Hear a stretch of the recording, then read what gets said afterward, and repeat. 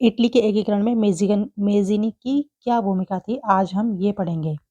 आज हम देखते हैं कि मेज़िनी ने आखिर इटली के एकीकरण में क्या-क्या कार्य किए? क्या योगदान था मेज़िनी का? ये बहुत ही इम्पोर्टेंट क्वेश्चन है, तो चलिए स्टार्ट करते हैं।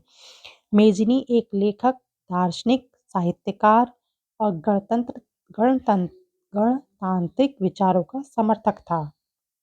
सबसे मेन इम्पोर्टेंट इसमें यही है कि वह गणतांत्रिक विचारों का समर्थक था। मेज़िनी एक लेखक, दार्शनिक, साहित्यकार के साथ-साथ गणतांत्रिक विचारों का समर्थक था। इसीलिए तो उसने इटली का एकीकरण करना चाहा, क्योंकि वो गणतांत्रिक विचारों का समर्थक था। उसके विचार गणतांत्रिक थे। लेकिन यूरोप में मेटरनिख का शासन था और मेटरनिख गणतंत्र को नहीं चाहता था। इसी का विरोध करने के लिए मेज़िनी ने राष्ट्रवादियों के गुप्त दल कार्बोनरी की सदस्यता ली। कौन सा था राष्ट्रवादियों का गुप्त दल? कार्बोनरी। इसका सदस्य बन गया था वो और राष्ट्रवादी आंदोलन के द्वारा इटली का एकीकरण करने का प्रयास किया, लेकिन मेटरनिख के द्वारा इस आंदोलन को दबा दिया गया। मेटरनिख उस समय कौन था? एक विलन के रूप में था। उसने इस आंदोलन को दबा दिया और वो बहुत शक्तिशाली था, लेकिन वह हार नहीं माना। कौन हार नहीं माना? मेज़िनी। मेज़िनी हार नहीं माना और उसने यूरोप में यंग इंडिया और यंग यूरोप, ये बहुत ही इम्पोर्टेंट है, यंग इटली और यंग यूरोप, 2 संस्थाएँ चलाईं, 2 राष्ट्रवादी आंदोलन चलाए और इसके द्वारा उसने संपूर्ण इटली को अपने नेतृत्व में गणराज्य बनाना चाहता था।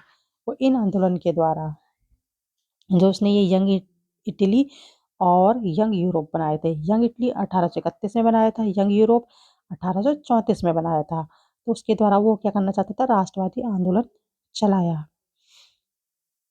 उसने 1831 में यंग इटली और 1834 में यंग यूरोप के द्वारा राष्ट्रवादी आंदोलन चलाया।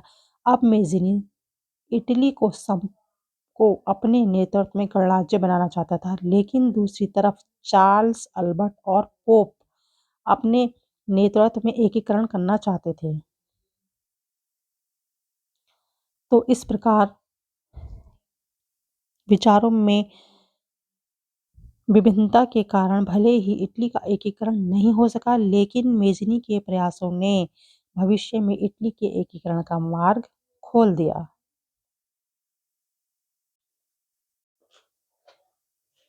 अब हम इसका निष्कर्ष देख लेते हैं कि हम इसका निष्कर्ष कैसे लिखेंगे।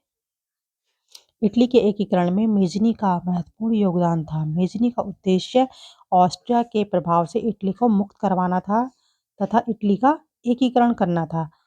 राष्ट्रवादी भावना से प्रेरित होकर इन्होंने गुप्त क्रांतिकारी संगठन कार्बोनरी की सदस्यता ग्रहण की। अपने सद उद्देश्यों को पूरा करने के लिए इन्होंने यंग इटली तथा यंग यूरोप की भी स्थापना की। राष्ट्रीय आंदोलन के केंद्र के रूप में यंग इटली कार्बोनरी से भी अधिक प्रसिद्ध हुई। इसका नारा था परमेश्वर और जनता। इसके प्रत्येक सदस्य को शपथ लेनी पड़ती थी। क्या शपथ लेनी पड़ती थी? देख लीजिए।